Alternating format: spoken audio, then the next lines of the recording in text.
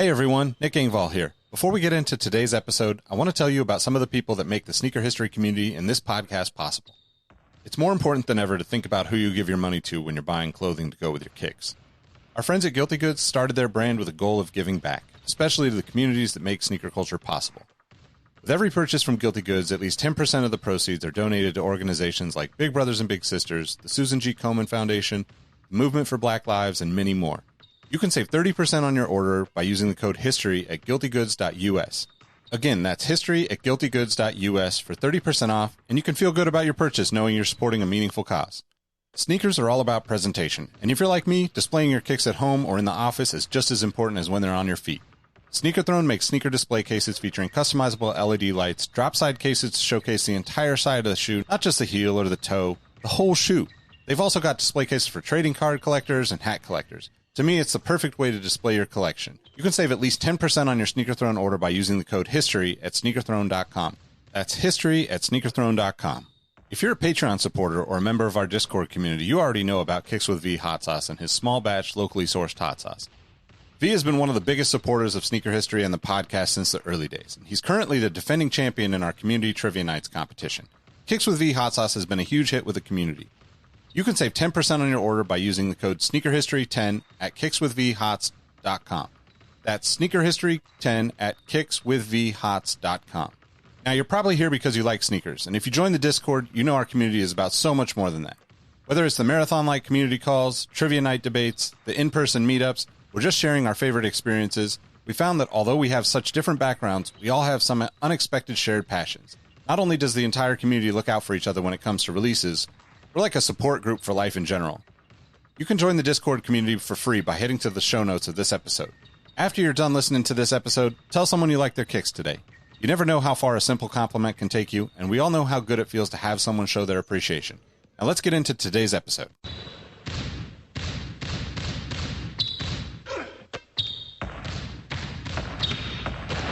Jordan trying to shake off Starks. Oh, what a move!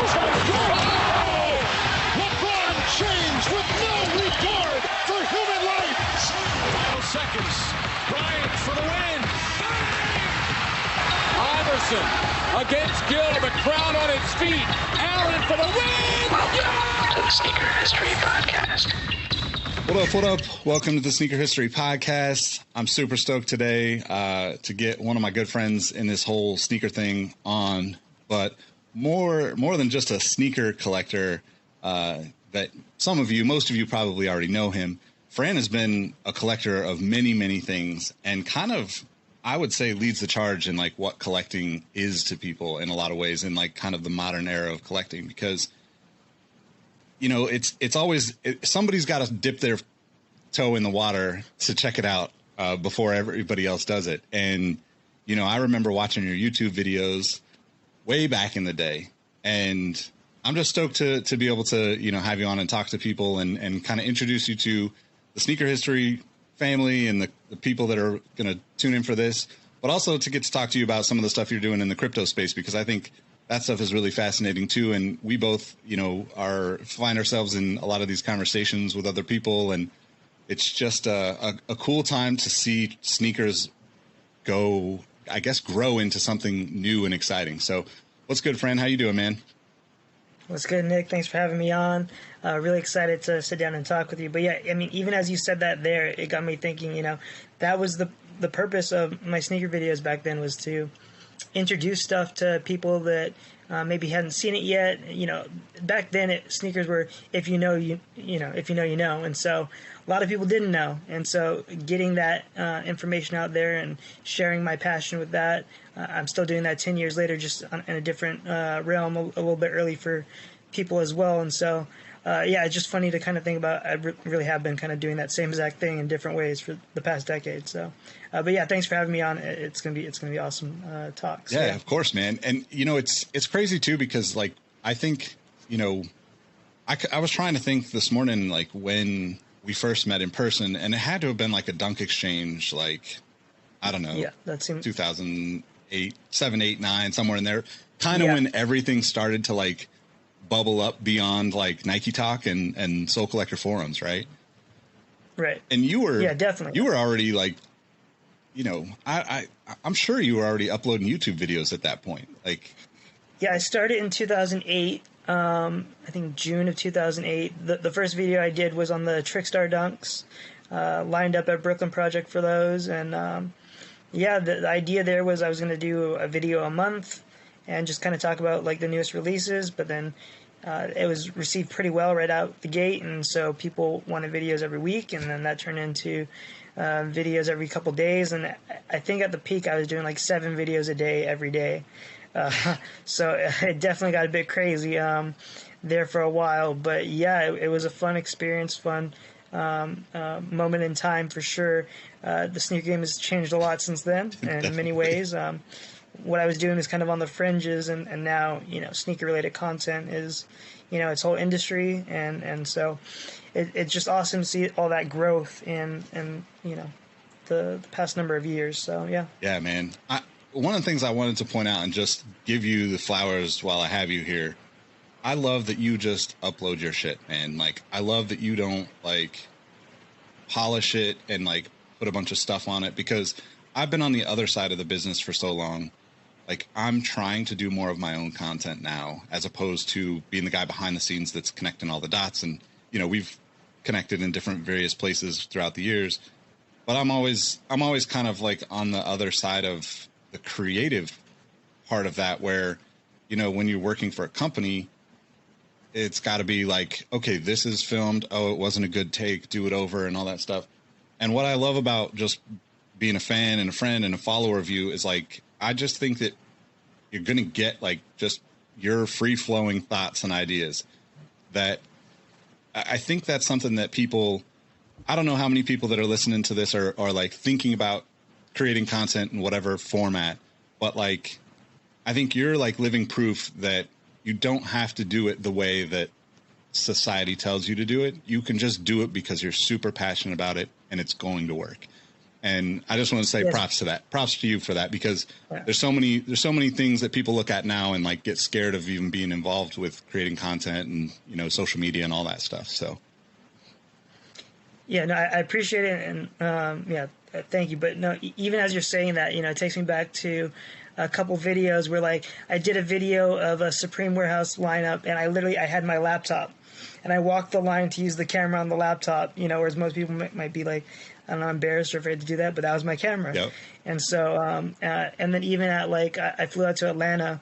This is one of the first time I met a lot of like the people in the sneaker industry, like Greg Street and Clark Kent and Mayor. And I'm walking around that Nike store for that party, and I have my laptop. I'm filming the video there and stuff. So, yeah, so very much like, there's a bunch of different industry standards. You get your light set up, you get your mic. I don't do any of that. Yep. I'm just putting out content that I enjoy, and people seem to enjoy it too. So. Yeah, man. And as somebody who kind of grew up, I mean, I'm from Sacramento originally, and I've lived in California most of my life. But, my parents got divorced. We moved around a lot. So, like, I lived in Oregon and various cities. I lived in Colorado. And then, as an adult, I've moved around a lot. I also appreciate just that kind of, that you're almost like the conduit to a lot of these experiences, that people that live in, places that don't get to even see what lining up at Supreme is like. They're I mean, obviously it's different times now. You've got like all sorts of stuff going on online, but like, it's so important to have that kind of, I guess, normalized experience for people to see, as opposed to, and this is not a dig at my friends at Complex. Obviously I've, worked there and friends with tons of those people, but like, they create something that's completely different, right? When they do their Supreme, when they used to do the Supreme stuff that they were doing, where they're, kind of hyping up the line experience and talking to people, but it's you sit in those lines for hours, like it's not like it's a fun 30-second experience the way that it seems like it is on most big media platforms. So I think it's really cool, because there's just so many people out there that, just don't get to have that hands-on experience, and not even just like at Supreme, right? Like Complex Con is coming up. Like, there's so many people that probably look at that and think one day I'm going to get there. Because I was one of those people when it was, for me, it was like Russ Bankston and sneaker stuff in Slam magazine back in the day. But like nowadays, it's the same kind of, people that don't live in the major cities or in California, New York, et cetera, that have like the big events that get to kind of experience that through you. So I think it's super dope, man. I just have to, again, say like, it's been super dope to watch you do this stuff and to just kind of, see you lead the way and introduce people to things that they wouldn't have normally seen. Yeah, I appreciate it. When it comes down to it, I'm like a nerd when it comes to anything that I'm into, right? And so like documenting stuff like that or giving that perspective, I'm the type of person who saved the Toys R Us magazines that had Pokemon on it. And, I really like saving those moments and those moments don't last, forever. So to have that up online for people to come back to, just like I'd go back to those old magazines and stuff like this. It's just something that I've always wanted to do. And even now with NFTs, it's still a foreign concept to most. And back in March and April, I was there recording the drops because no one else was doing it. And so those videos still have a couple hundred views, but that's the type of thing that I'm proud to have up there because, those drops last a couple minutes and that's it. It's gone. And so documenting that type of stuff, I think, is an important thing to do. So, yeah. Yeah, definitely, man. So I guess like how did you, let's start with sneakers because that's kind of everybody that's listening here, but we're all kind of that same age where like we have all these crossover collector things, right? Where we get obsessed over something. So what got you into sneakers and like what was the early years for you sneaker wise that, especially being in LA, obviously you mentioned the Brooklyn Projects and Trapstar on YouTube, but like, what kind of got you into kicks that way? Okay, time out. Nick here. Before we get into the rest of today's episode, I wanted to ask you a favor. We're looking for sponsors for the podcast, and I thought, who better to ask than the listeners that support us already? If you're like me, you probably listen to a lot of podcasts, and you know exactly who the sponsors are that you like, and definitely those that you don't. If that sounds like you, send us an email to podcast@sneakerhistory.com with some of the brands that you would like to hear sponsor the Sneaker History podcast. It would really help us out, and it will save you from hearing about skinny teas or industrial cleaning supplies or other weird stuff like that doesn't make any sense. All right. Enough of the business. Let's get back to the show. Yeah, so I really was never into like clothes or shoes or anything. When I was really young, my clothes were like Dragon Ball Z t-shirts and stuff like this. But in high school, I would be going to New York once a year with family and on family trips and stuff. And so I'd end up going to like the NBA store or something like this. And I'd pick up like one pair of Jordans and stuff like this. And my friends seemed to think that they were like the most amazing thing ever. And I didn't know much about them, but I just liked like the patent leather on the ones and stuff like this. And so it wasn't really till like the end of high school, I started seeing people trading these pink boxes at school. And I didn't know like what they were. So I had to look up Nike SB, and the first pair of shoes that really caught my eye were like the De La Highs. And so I was looking all around online, but couldn't find my size. Ended up finding them from like some UK shop. I don't remember the name of it now, but I doubt they exist still. And so, I got them. It was like $250, and that was my entry point into sneakers and sneaker collecting was the De La Highs. And after that, it was Bapes for me. Got into Bapes in probably like 2006, something like that. And by 2007, that's when I was really hitting the skate shops like every month for the newest releases and checking up on seeing the pictures of the Freddies and calling all the shops and wondering why they're not getting them and stuff like this. And so that was really my entry point was the mid to early 2000s, and it just kind of grew from there. And within the next year or so after really jumping into the black boxes, that's when I started doing the videos. It was pretty quickly, I feel like that evolution happened, and it wouldn't have happened if it wasn't for, at the time, Sneak Geeks was doing Jordan reviews. And so I remember actually messaging him and asking him if he would mind if I do SB reviews, to no response.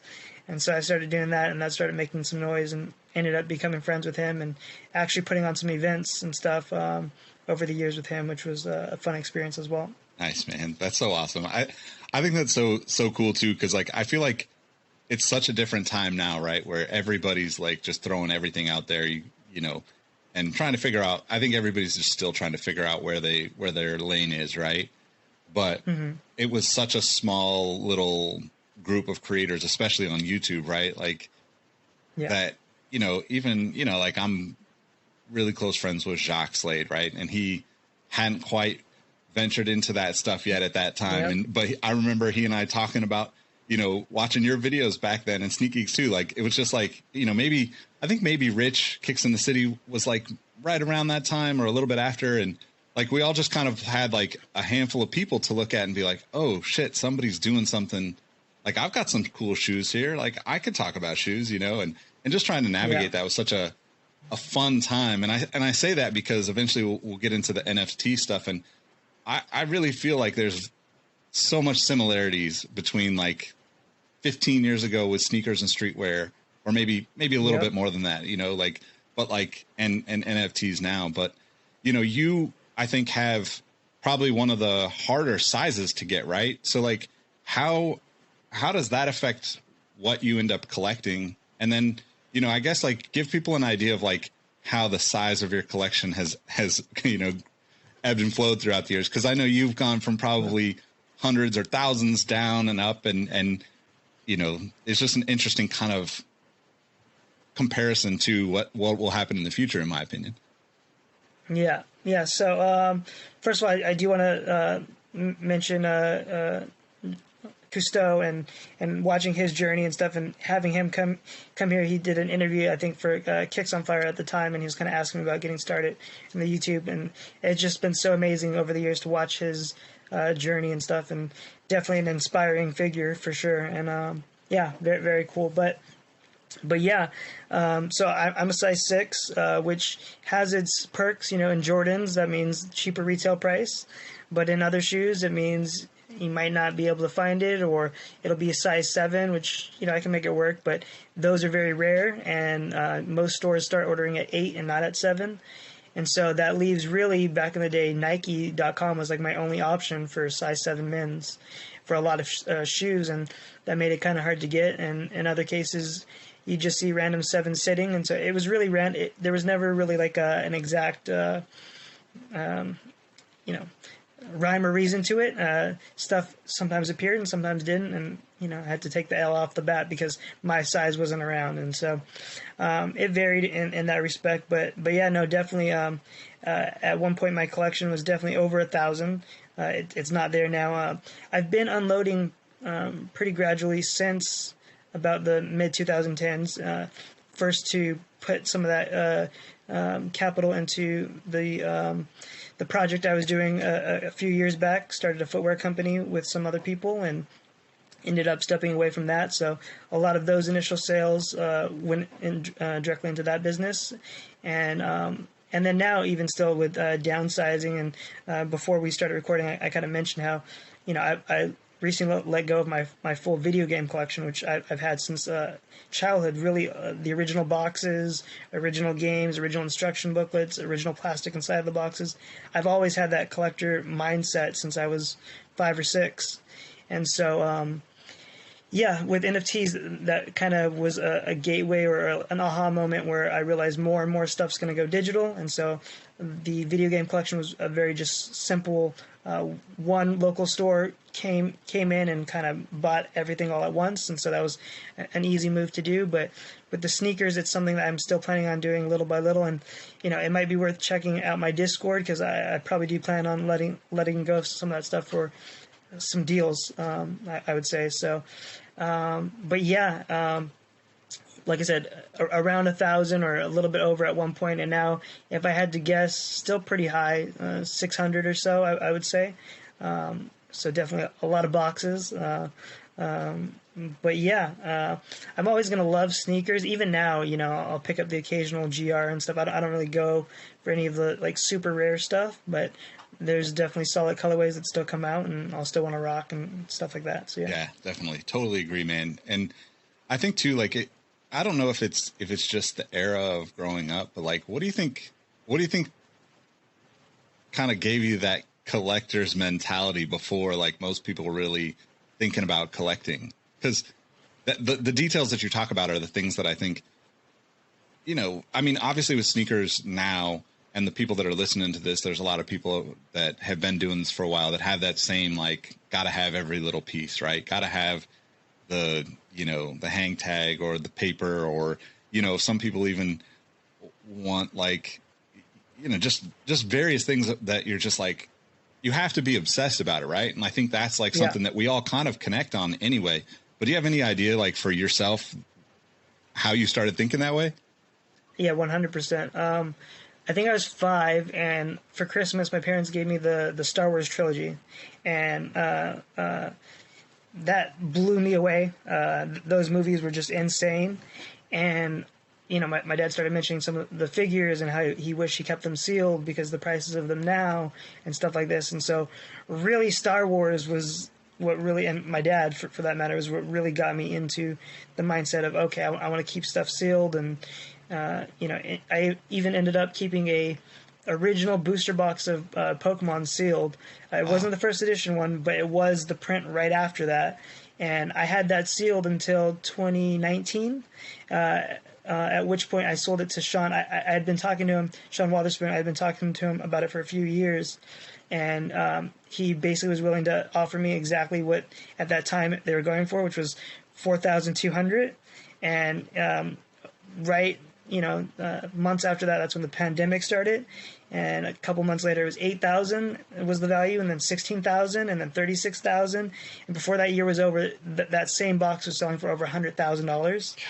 And so to see that build up compared to the 20 years previous that I was holding it, and it barely appreciated, to 4,000, to less than 12 months later, and it had, you know, gone over 6 figures and stuff. Seeing all of that, and also knowing that I had let go of shoes early, made me understand that everything that happens online happens quicker. And so the value of these NFTs was going to grow exponentially very fast. And just my experience with collectibles for the past 20, 30 years told me that, you know, these prints of 3,000 or these prints of 10,000 is nothing. And that value is going to climb quickly. And so having just seen that Pokemon explosion, I had already been in crypto for the past 4 or 5 years. And I saw that it was time to have that small investment, which is now appreciated, you know, quite well, move that one more time over to these NFTs. And that was the leap I took in April, and it's been paying off, and it's been a very fun space that's still growing very, very rapidly. Even today, news that Disney is dipping their toes into the space, you know. Yeah. I think with Web3, much like Web 1.0, which was emails and websites, and then Web 2.0, which was social media, I think everyone will have a crypto wallet in the coming years, whether that's for collectibles or currency. And so I'm very much focused on that space right now. Yeah, man, I 100% agree. And I think it's interesting too, because, like, you know, it's still so, it doesn't seem like it to me as somebody who's like kind of, you know, been playing in the space for a little bit and watching the space like a hawk for a couple of years. I mean, a friend of mine and I, we created a token. It's probably been about 6 months to a year now. And like, yeah, we weren't looking at it as an NFT. We were looking at it as like kind of like an experiential thing where, you know, I don't know where it's going to go, but like, it was just something that we wanted to try, you know? And I think the space is it's so wide open still. Like it's easy to see, like, you know, the craziness of it where, you know, just this week you're seeing, you know, Bored Ape stuff hit like crazy numbers, you know? Yeah. But I think that like for me, and I want to ask you this, but like for me, it just comes down to like, it's the same way that I bought clothing before the internet, right? It was like I supported the skate shops, or I bought a brand because they sponsored a car that I liked, or they sponsored a skateboarder that I liked, or they were, you know, connected to some thing, right? The same way that like I look at the way, you know, like Diamond, right? Like Diamond being in, you know, in San Francisco, and like all of those guys that I watched grow up skating, and like just thinking like, man, like these are like the gods of the skate world here in San Francisco, right? And then the same thing that Bobby Hundreds has been able to like take and revisit all the nostalgia and connect the dots for people throughout the years. You know, like those are the things that I look at the NFT space and just think, I mean, I'm just going to be interested in the same things, and like the people that are doing cool shit, I'm going to want to support them regardless. So this is what they're doing now, and this is how I'm going to support them. And but I guess like how do you decide? I guess let's go back one step first. How do you decide, like, in terms of like the sneaker stuff, right? You've kind of gone up and down hundreds of pairs. But like, how do you decide what to keep and what to let go of? And, do you have any specific shoes that like you could just look at and say like, that one's probably never leaving? Like, I'm always going to want to wear that pair. Yeah, so I very much, with any collectibles, I tie it to memory and experience and events and stuff like this. And so, there are a handful of stuff. And even like, so I have like Supreme tees and stuff, which I don't see myself wearing in the coming years, but I probably will end up framing and putting up on the walls and stuff like this, like lining up for the Kermit tee back in 2008 or whenever it was. And just certain pieces that I feel like, have a lot of meaning to me, but also like, we're kind of milestone moments in these brands and stuff. So definitely there's stuff I'll keep, but plenty of stuff I'm going to unload as well. And, back to your point right there where you're talking about supporting these creators. The awesome thing about NFTs is, if I were to resell, let's say the Kermit shirt or whatever, Supreme is not getting a piece of that. But with NFTs, the creators are getting royalties on it every time that the item passes hands. And so, that's a new thing that wasn't there before. Jeff Staple was recently talking about this in a space. Is just imagine each time the pigeon dunk was switching hands, if he was seeing a piece of that, as he should have been. That's his art. And so it's really just the technology catching up to the times. And there will be NFTs that are tied to physical goods. So people will still be buying their sneakers, and when they sell it, the Nike and stuff like this will be now cut in on a piece of that transaction due to NFTs. So it's really an evolving space that is going to change the way really that just transactions are done, like commerce is done in general over the coming decades. And it won't even be a term that we're using, because it's just buying and selling. That's just how we'll be thinking of it. That's years out, but that's just what it's going to be. Yeah, so. I agree, man. It's also like almost like the beautiful irony, collectively artists. I think, I have like friends and family and siblings that are like very much artists, right? And it's a really difficult career path, life choice to be dedicated to creating physical art and making a living, right? If you're not, most people that are creative enough to create something and something beautiful are not business minded enough, or don't like the marketing aspect, or don't like having to talk to people. And that makes it difficult for them to create a living. And I think that's the kind of unspoken thing that I, as somebody who lives kind of both on the marketing side and the creative side, it's so cool to see that we have something that actually could be beneficial for those people that couldn't, just can't do all the business aspects of it, right? Like you see the people like Jeff, where, he's creative and like, understood the sneaker world and the marketing side of things, and has done so much crazy cool stuff. But like, he's really rare, like Nick Diamond, those types of people are really, really rare, So it's cool to me to see something like that. And I think I just get excited about that for my friends that are not as business savvy, but are just amazing creative people. Once they start kind of looking at this and trying to see how it works for them, there's so much potential for that to become life-changing for a lot of them. And, not to say that everything that happens in the NFT space is going to be life-changing, but like for a lot of those people that are creatives, they just want to create. And this kind of gives them an opportunity, in my opinion, to not have to deal with the other sides of the business. Of course, there's tons of things about NFTs that they've got to learn. And, I think that's part of the other part of the conversation I wanted to have with you. You kind of jumped into the NFT space pretty heavily, right? In, like you said, in March and April. And how did you start that? And, I want to talk about Sneaker Punks, because you've got your own NFT series. And how did you, which came first, your own ideas, or did you just like start collecting the way, you have in the past?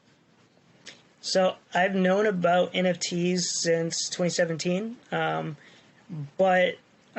I with crypto, I would watch every documentary ever, every interview ever, just try to get all the information I could, because I had little understanding of crypto, and I'm still learning daily, and so NFT definitely got brought up, and every time it was a small 2-minute segment in an hour piece, just kind of saying that they exist and showing kind of auctions and people paying like extreme numbers for them. And so to me, my gut feeling was NFTs are a scam. It's people trying to get your crypto, and so no way. I'd never, right? And even as crypto really picked up in January of this year, people were in my DMs and stuff. Yo, did you see this NFT? You see this? You see that? And my answer was always, I've never really been into physical art, so I don't expect getting into digital art. And then once again in February, Sneak Geeks was posting on Twitter about Vivi. He was posting his Harley Quinn and Batman NFTs, and this I understood. I understood licensed product.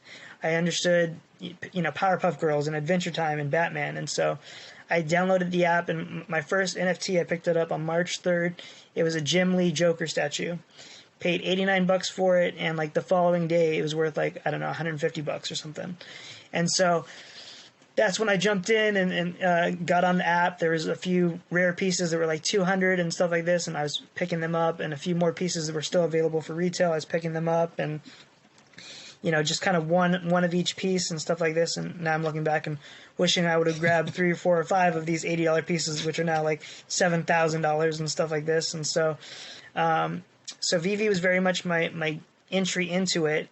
And right away, I was all in. Started uploading videos. I think the first day I found the platform, maybe the second day, was uploading videos daily for a while, and then uploading drop videos and uploading announcements for VV and stuff like this. But so that went on for a month, and then that's when I got on OpenSeas, which is the world's largest NFT platform. And right off the bat, I was just kind of looking for stuff that I was into. I'm very much into like World of Warcraft, and so I found a project called Elven Punks, and I picked one up, and within seconds, don't know how she knew this. I guess it showed my username Franalations, and so she tweeted out little stories of the elf went on a journey, and the wonderful wizard Franalations added him to the tribe or whatever. I was like, this is pretty freaking cool. Like, this is a whole other world out here. And so I was on there for a couple of days, and I started messaging her, the creator of Elven Punks, and I was like, you've really inspired me. Like, what tools do you use to make these NFTs? And that's the one thing that right off the bat, it felt like the sneaker community all over again is people very open to sharing their information and their tips and how to, and, check this out. And that's what the sneaker community felt like to me over a decade ago. And so that weekend, I don't consider myself an artist at all. In fact, I'm very terrible at it, always have been.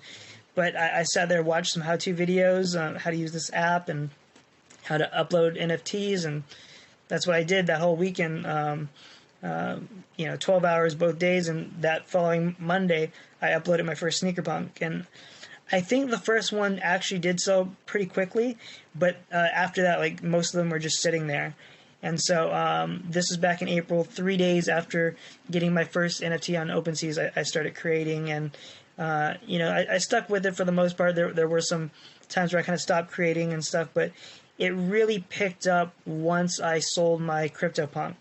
I think once people see that 6-figure sale, they're much more willing to look into what the space is, and now, there's that value there that they might not have seen before. And so sales really picked up after that, and I've been creating ever since. And so now my purpose with the project is kind of to bring value outside of the NFT itself. People have resold some of my NFTs for $800 and $1,000, and I was charging $80 retail, and so it's great to be able to be people's first NFT and have that exposure and have that flip experience that I had, create that for other people. And so I do want to bring other aspects to it, whether it's future airdrops, future tokens, or stuff like this, and I'm building out a whole nother project also, kind of the evolution of this first project, which will be 3D rendered and stuff like this. And so very much a space I plan on creating for the next decade, much like I did with YouTube and sneakers and stuff. And so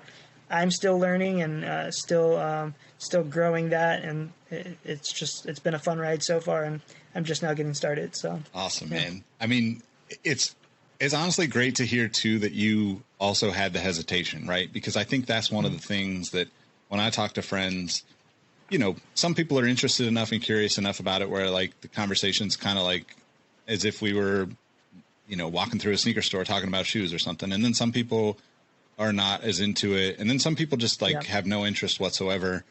And, you know, I mean, I have friends that are like that with sneakers where like they've known me for years and they just don't care about sneakers, right? Like like no matter what. And I'm not the type of person to like convince people of things, but I'm fascinated by the conversations around everything, right? Because to me, like, you know, I'm that way. Like I have friends like yourself that are like massive into Pokemon, and I just I was like just beyond that, and I was like working too much to get into it when it first happened, and I just never went back to it and got into it. You know, like a lot of things that I went through, there was some nostalgia and I went back and like relived that in some way. Right. Yeah. But for me, Pokemon just never happened. And it's not that I am not like curious about it. It's just, I don't know. It just didn't happen naturally. So it didn't become a part of my life.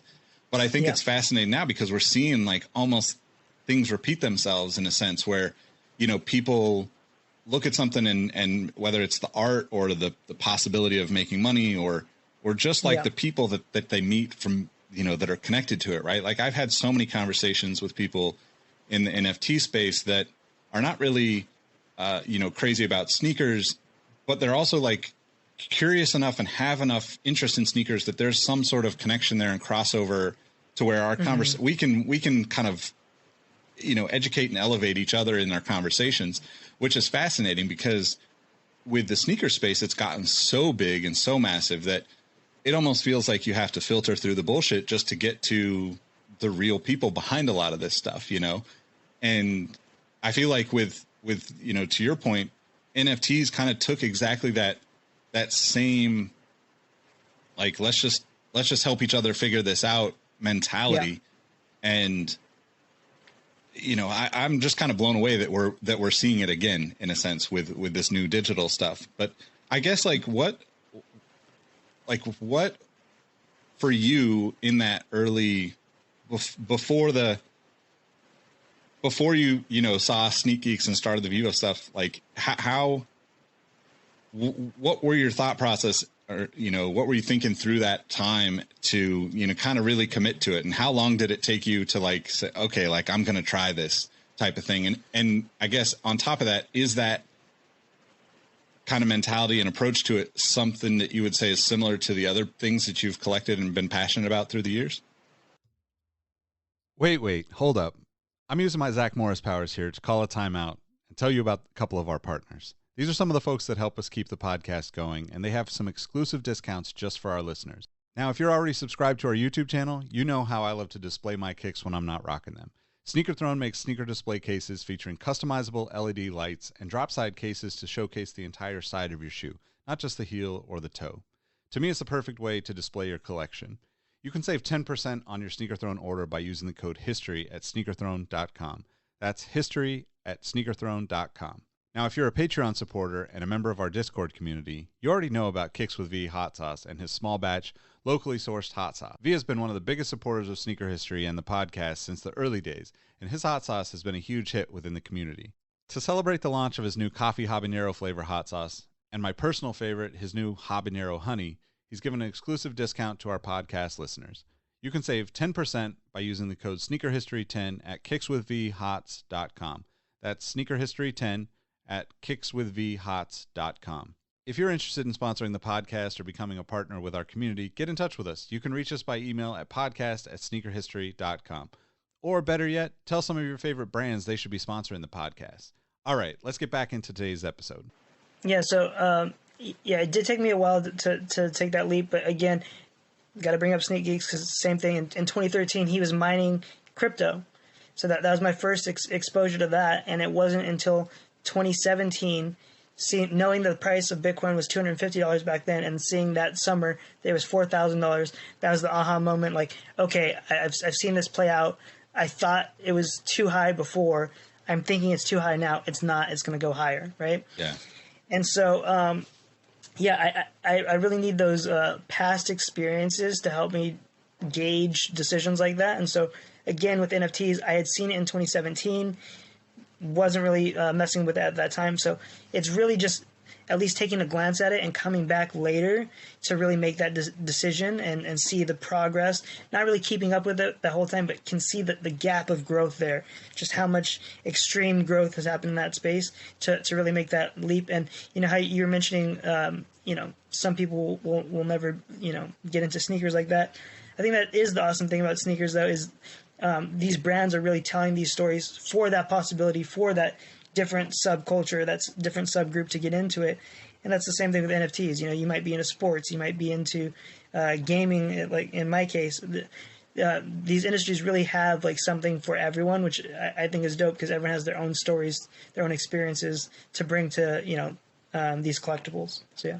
Yeah, man, it's so awesome too, because I think that's where I've been, like, at least I never thought I would be in the position that I've been in the last decade or so in terms of like storytelling for brands and retailers and, you know, media companies and stuff. But like, that's the part that I love about it, right? Like, I love hearing about your experience getting whatever pair of shoes it is. And I get juiced and I want to go like find other people that had a similar experience with a different store and a different shoe or a different community, because it's what we all get just amped up about and what we're passionate about. And I think that's the thing that I'm constantly trying to pull out of, you know, my experiences with people is like, what is it that lights you up and makes you want to just live today? You know, because it's so easy to see all the negative shit that's out there. It's everywhere. Right. And, you know, in the last 5 years, especially, it's been just a barrage of it everywhere you go. Yeah. But I think there's something really cool about being able to navigate through all the bullshit of the world to find the things that we're passionate about. And I think that's kind of like, overall, that's like just the internet, right? Like, that's how you got to navigate in order to feel good about life. And I think with NFTs and, you know, the sneakers and storytelling and like just all the crossover that I can see kind of coming and, you know, people trying to figure out where they land in it. It's interesting, right? Because like, I think, you know, I don't know how you feel about like the early days of StockX, right? Or GOAT or whatever. Right. But like, I had my hesitations even taking a job with StockX, and not because I hadn't resold sneakers before. Like, I had literally paid my rent with sneakers because I just needed to pay my rent a few times with sneakers.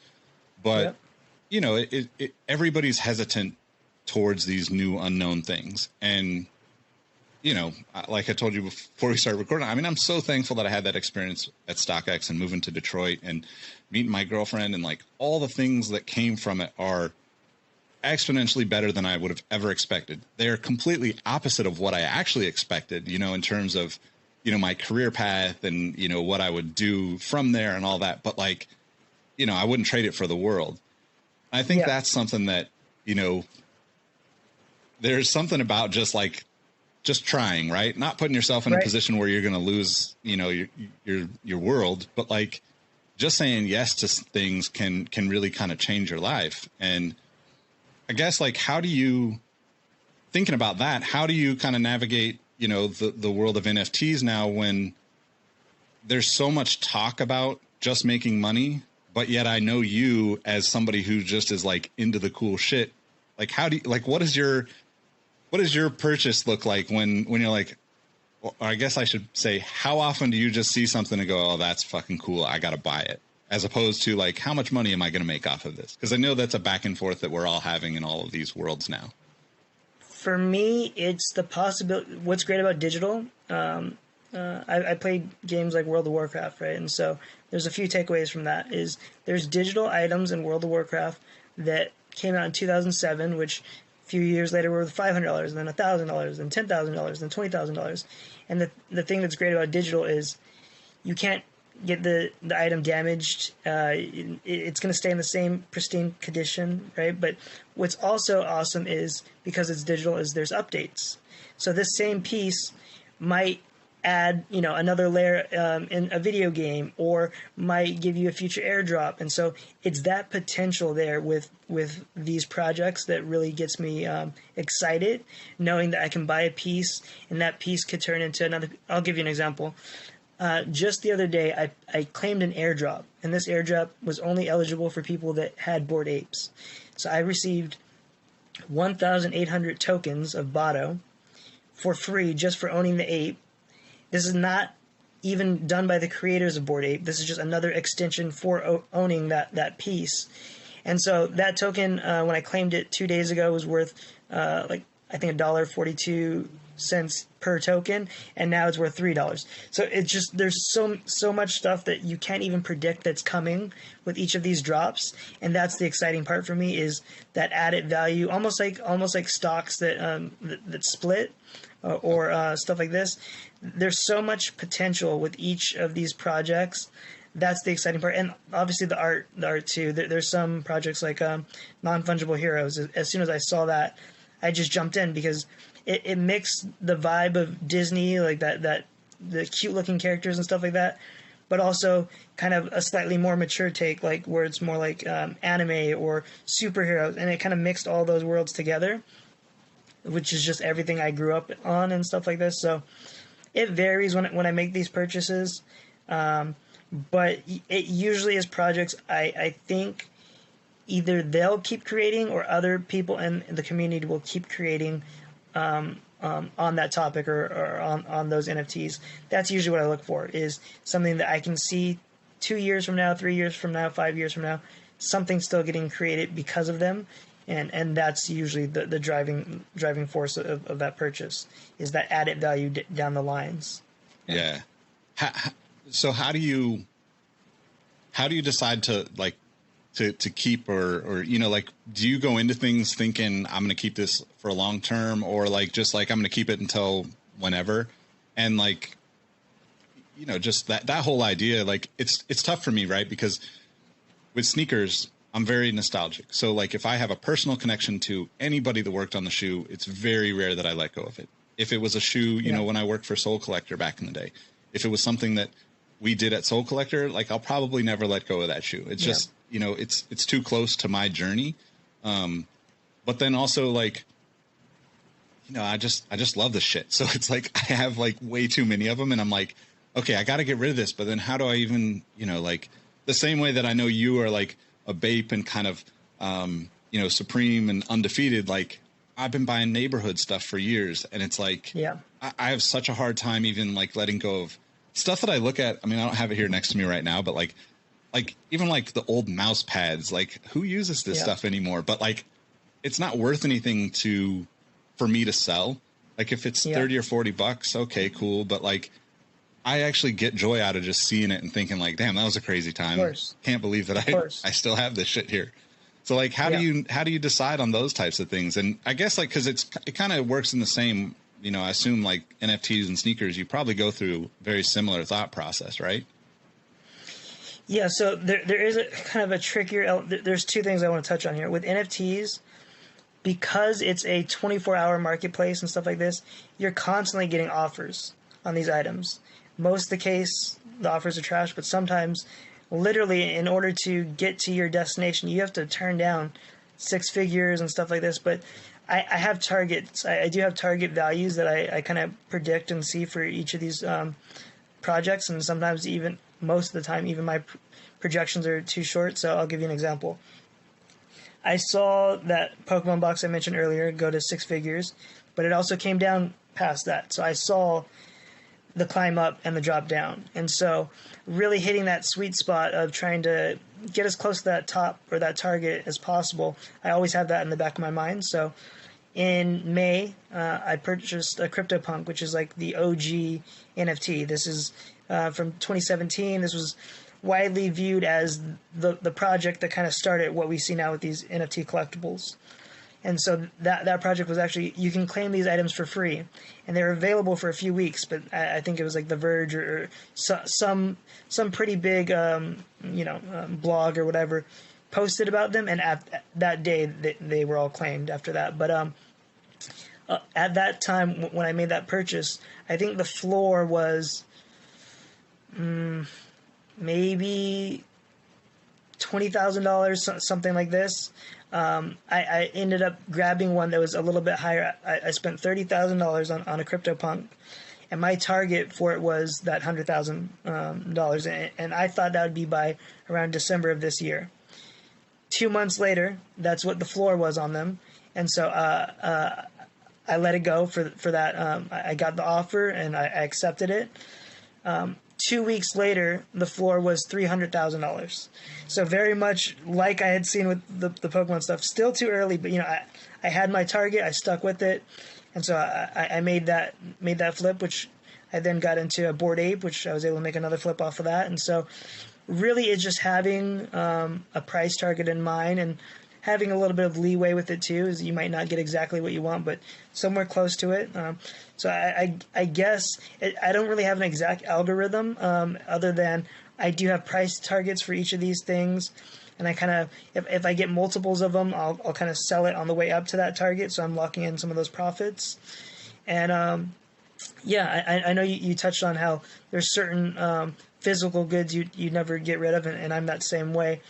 I think with NFTs, there is this kind of element of it is slightly easier to let go of them, but you still do have that attachment. It's kind of weird. You would think with it being a digital good, you wouldn't have that attachment. You do. And so it is slightly easier to let go of that digital good. Usually by that point, they'll have already kind of gifted some other NFT along that way. And so with my Bored Ape, it was kind of easy to let go of that, because I have they gave a mutant ape, which I think I have as my background on my phone, which took the same traits as my ape, but kind of augmented them a little bit. So I still have a token to commemorate that original token that I'll hold on to that for, the next price target and stuff like this. So there is this element of like dividends that does make it a bit easier to let go, but the memories are still there and the stories are still there, and that's why I still upload the YouTube videos about these topics, so I can see, the day I picked up my CryptoPunk, what was on the floor that day, what was the price. Oh my gosh, the price is 40x since then. It's crazy, so I do still like capturing those moments and looking back on them. So yeah, so I'll definitely link to obviously your YouTube channel and your social handles, in the description for this. But I guess for the person that has no idea about NFTs, could you explain, the floor, right, airdrops, and then I also want to talk a little bit more about sneaker punks and kind of how you see that kind of moving forward into your next project. Yeah. So there's a lot of different terminology and stuff. I mean, at the end of the day, you're dealing with crypto, right? So secretive, stuff like this. So there's almost like passwords and phrases you really got to catch on to. And even I'll be talking to my girlfriend and I'll say something and she's like, what does that mean? And so, I'm so in it that I kind of forget that it's this whole other world. But floor prices is like the very bottom value, right? So there's different rarities. You can have a very common piece or the most rare piece or stuff like this. And so the floor price is the lowest that it's listed for currently, and what you've seen it trend, that most of the sales, you might say the floor on a project might be 1 ETH, because the cheapest you're going to buy in at is 1 ETH. And so that's what the floor is. In airdrops, really what NFTs are access tokens or social tokens, right? And so if you have a token in your wallet, you'll have access to other airdrops. And what airdrops are all of these wallets are public addresses, much like Google.com or Nike.com. Everyone knows what that address is. And so you'll have an address which is just a series of numbers and letters, which you can actually get almost like URLs. So my address is franalations.eth. And so if a certain token is in my wallet and that project has an airdrop, they're going to send that new token to everyone else that had the original one. So I'll find that airdrop in my wallet. I won't have to do anything. It's just there, and now I've added value to my collection for making a purchase 2 months previously. And in some cases, these airdrops, you might have to actually go to their website and claim it, but it's the same idea. You only have access because of the token in your wallet. And so this is not, Nike is not giving you, if you have the first Air Mag, you're not getting the second Air Mag, right? This is a new concept here. But I think it's a concept that is awesome and great. A lot of us have said very early on, once bots started happening, is, there should be some type of system. If you've been a loyal fan to this community for a long time, you should have some extra access. And so I think with decentralized products, we're getting that experience that collectors have wanted, and that experience that artists have wanted of having residuals for their creations. So I think it's really just, like I said, the evolution of how we do transactions. That's really what NFTs are, is trying to make a more fair system that's being built out. And of course it has its flaws too, but it's at least trying to do something different. And I think that's what's very exciting about it. This new concepts coming to how we interact and transact as collectors, creators, and just everyone. It's a new dynamic for everyone. Yeah, most definitely, man. And I think too, like, I think back to like the early days when I was at StockX, and one of the things that I was really into, but we just couldn't prioritize it because obviously there's a lot of things that happen in a big business like that. Yeah. But I love the idea of seeing the trades and seeing where things go. And, you know, one of the things that I love about NFTs, OpenSea, any of the platforms really, but like, is being able to just go look and be like, man, this is exchanged, this is exchanged hands or gone from wallet to wallet 10, 20, 30 times over the course of a year or two. And then some things just like somebody buys it and it's been sitting there for months. They're just waiting for the right time, or maybe they just love that thing and they're just hanging on to it. And it's so much like sneakers and so much like, Supreme and streetwear, and like just, I mean, it's hard for me to not get excited about it because I think of like how, I guess like the hundreds is the best example, right? Like, when the hundreds started, it was like, okay, that's kind of cool. And then they started to pull in some nostalgia. And I was like, okay, like I definitely fuck with what these guys are doing. And then you end up getting a piece here and there. And, like I wasn't living in LA at that time, but like, it's like, okay, they're doing stuff and they're connecting dots for me, whereas like, I definitely need to pay attention to the next thing that they're doing. And then that whole evolution of like empowering other creatives, right? Because not only was the hundreds able to go work with, a massive entity like Garfield or something random like that, or Animaniacs or something, right? Yeah. They were also able to work with like the up and coming streetwear brand around the corner and like kind of elevate those people. And I think that's like the craziest part about seeing the connections throughout all these for me with NFTs is like, you don't get to see that with sneakers, even though like, I thought it would have been a really cool thing for like, if say StockX or, even Nike themselves could say like, okay, this is where the shoe originated and this is the person that first bought it. And this is the next person that bought it, because that would be such a fascinating thing to see.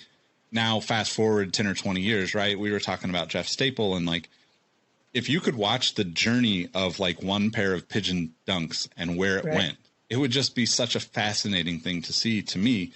And with NFTs, you can basically see that. I mean, you can't see the physical location, but I wouldn't be surprised if we see some variation of that become a thing in the future, right? Because people would just love to see how much these things move around and what happens with them. So much like how you were asking to explain airdrop, so to explain for those that don't understand what we're talking about here, because NFTs are on blockchain, built into the item now, every time it switches hands, it has that information. It'll say that Fran sold to Nick for 8 Ethereum on June 12th at 8 p.m. That information can't be changed. It can't be altered. Because you did the transaction, it is there. It is there permanently, and it'll always be there. And every transaction before or after that will be there, including the moment that it was minted. It'll say when it came onto the blockchain. There has never been anything like this before. Even the idea of with Pokemon cards, getting them in to get them graded. Part of that is not just for the condition; it's to prove authentication, much like how StockX would do about sneakers. All of that is gone because you will see on the blockchain that Bored Ape minted it to this person on this date. It's all confirmed now. So if you're a collector, it takes away the fear of fakes and stuff. Now, with that said, there are still fakes, so you have to do that check. There's even oddly enough, people started making fakes of sneaker punks. So I had 2 people that had purchased fake ones, and so what I did, there's a fee or whatever, a small fee for transferring any item. I just transferred them the next drops, because it wasn't, they didn't know. Most people are very new to this, and I didn't want that poor taste in their mouth from this community. So I went ahead and sent them 2 replacements, and OpenSeas was quick there with the response. I showed that there was this fake page, and it was taken down, and so there are still, you still have to be safe, be careful, know what you're doing. But if you know what you're doing, there are steps there that weren't there before with other collectibles, which I think is amazing. And so I could really go on and on. I think we've talked about 8 different layers of what's being improved here, not just for the buyer, but for the seller also. And to really have just this one way to do transactions that changes so much and is going to keep changing. I don't think people really fully understand how groundbreaking NFTs really are. There's so many layers there that just automatically happen. You know, you could just be the consumer making a purchase and you don't know all the stuff's happening in the background, but it is. Yep. And I think it's very amazing. Yeah. I'm just kind of thinking about this too, as you were saying that. I'm thinking about like the early days of sneaker blogging, right? Like I was lucky enough to be kind of in all this from a really early part, right? No Instagram, no Twitter. Right. It was literally like, okay, I posted this because I found it on the Nike site or whatever brand, Adidas site, Saucony, New Balance. And I was like, oh, this is cool. I'm going to do a blog post about it. And what would happen would be that, if I posted it, say on Nice Kicks back then, you would then see it on, all the other sneaker blogs, right? Right. And sometimes it's a photo that you've been given from a PR person. Sometimes it's just something you're pulling off of a website and creating your own kind of news story or release story about. But back then, we were all newbies at this. So it was one of those things that like we would get pissy because somebody would post the same exact thing a few hours later, but not credit. And, once you start to realize it's all about the people and the relationships, you start to reach out to people and be like, oh, I just became friends with everybody at Sneaker News and Soul Collector and Nice Kicks and Kicks in the City. Like, it was just like, I just wanted to meet everyone. Like, because at the end of the day, if we respect each other, we're going to look out for each other.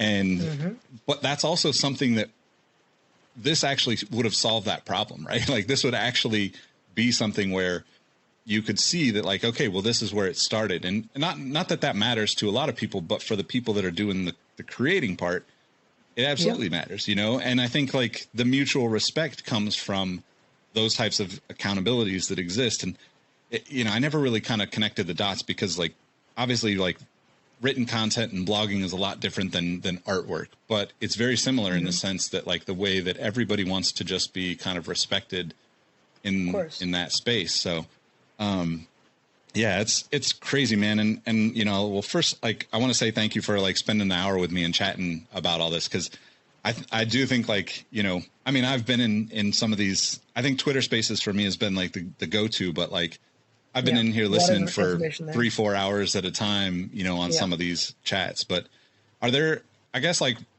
what would you suggest to somebody that's just coming into it to look for in like a project maybe that they're interested in, or, maybe even learning? Like, are there other places that they should go look and learn that about NFTs? Yeah, I'll go ahead and answer that. And I have one other thought you had mentioned about social media that I wanted to bring up. But yeah, I would just say, much like sneakers, just buy what you like. Don't go into it with the idea that I'm going to be a millionaire because of this purchase next week. Most likely that's not going to happen. 99.9% of the time that's not going to happen.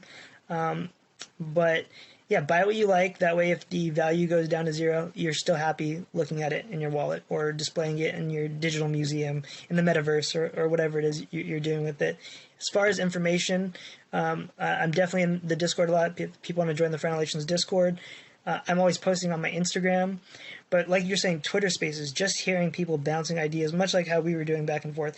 There's so much knowledge being thrown around in Twitter Spaces. I spend most of the day with that on in the background, just listening and taking in all the information. So it's a fun space. There's a lot to learn. Just buy what you like. That would be my best advice. But you had mentioned social media, and social media changed sneakers in a huge way and stuff like this, but it didn't have its own button that you'd push on social media to look at sneakers. But that's coming for NFTs. That's how big Web3 is you'll be able to connect your wallet and a whole separate tab. It'll be photos, videos, and digital collectibles. And so these companies are building to integrate this stuff. It's here to stay. Imagine a world where you go to the next Avengers movie, and because you were the first 50 people in line, you get an NFT that you claim for free, and that's there in your wallet, and people go to your Instagram or your Twitter, and they'll see that there. Or on the other hand, you're a creator, and you want to sell your item, people will know right there on your Instagram or on your Twitter, and they'll be able to click on it. This never happened with sneakers. So the space is still growing, a lot of upside potential there. I'm very excited to see what even the next 3 months look like, let alone the next 5 years. Thanks for having me, and it's been a lot of fun. I could talk all day about this space. So, and it was awesome to kind of think back on the sneaker journey early on YouTube and just see the parallels there too. So, again, thanks for having me, and hopefully we can do this again at some time. Yeah, of course, man. So I'll link to everything, to get you in touch with Fran in the description wherever you're taking this in, whether it's YouTube or podcast platform or whatever. I guess the last kind of question as we leave, are there any other sneaker related NFT projects that you find interesting that people might even, I'm not trying to convince people to go buy NFTs, because I think you should spend at least a month or more, like you said, you said before we started recording, you spend literally hours a day just researching and learning and paying attention. I think that's the best advice that anyone could have is you've got to immerse yourselves in it, right? The same way you would in sneakers 10 years ago, or even if you just started in sneakers 2 years ago. But aside from your own Sneaker Punks NFTs, are there any other sneaker related projects that you find interesting? Yeah. So Pup Kicks, definitely awesome sneaker related one. There's a bunch out there. I wish I remember. I think there was one like Sneakerhead Society or something like this, and it had different zombies and aliens and stuff like this. But the heads were literally different sneakers and different colorways. That was a cool project. There's a bunch of stuff out there, and there's more stuff to come. Nicky Diamond stuff, obviously. Yeah. His pixelated. Right now it's pre-reveal, so you're getting that pink box. Later on, it'll reveal into one of his different colorways, and I've seen some of the early looks at what they look like, and it's an awesome project. I'm excited. I purchased a few, and he hooked it up with a few as well. There's going to be more and more stuff. I would not be surprised if by next year there's some Nike, some Jordan, something that has NFT component, much like how you were talking before about storytelling. NFTs are the best way. Imagine scanning it and you have access to a little game or whatever that helps tells that story of that sneaker. Maybe sketches of the sneaker in the early developments, whatever. It's all there because of NFT technology. And so we're very early guys, and it's been a lot of fun talking about it. Oh, another huge project, actually, 10K TF. Basically, the way this worked is if you had an Oni or a Bored Ape, you could craft a sneaker based upon the NFT you have. And now they're releasing these threads and these thimbles and this leather, and you get this material together, and you can craft your own sneaker as well. So a lot of fun stuff, gamifications of it, and we're just very, very early. Thanks for having me. Yeah, man. It's always a pleasure to talk to you, man. I'm stoked that we had the time to chat, and like I said before, I'm following you into this world. It's cool to see it all kind of just happening and people trying all this new cool shit and just really figuring it out. Right. Cause that's the part that I think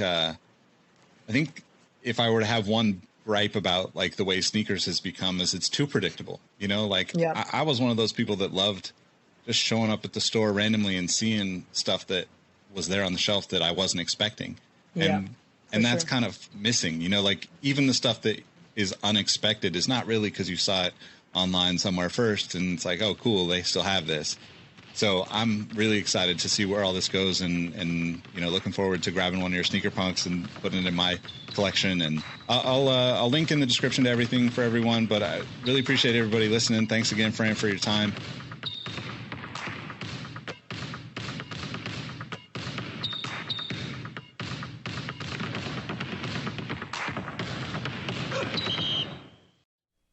Hey everyone, this is Nick again. Before you take off, do us a solid and head over to Apple Podcasts to leave us a review.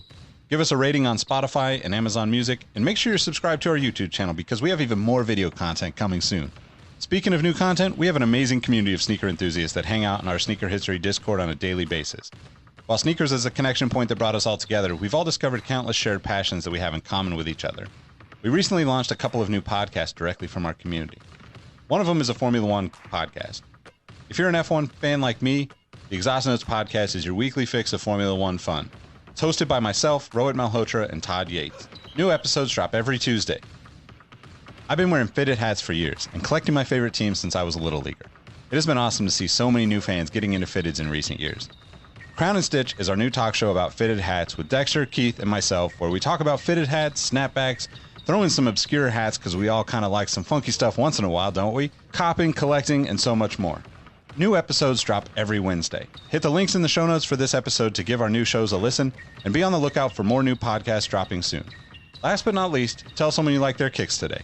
You never know how far a simple compliment can take you, and we all know how good it feels to have someone show their appreciation. Thank you all for the support, and we'll catch you on the next episode. Peace.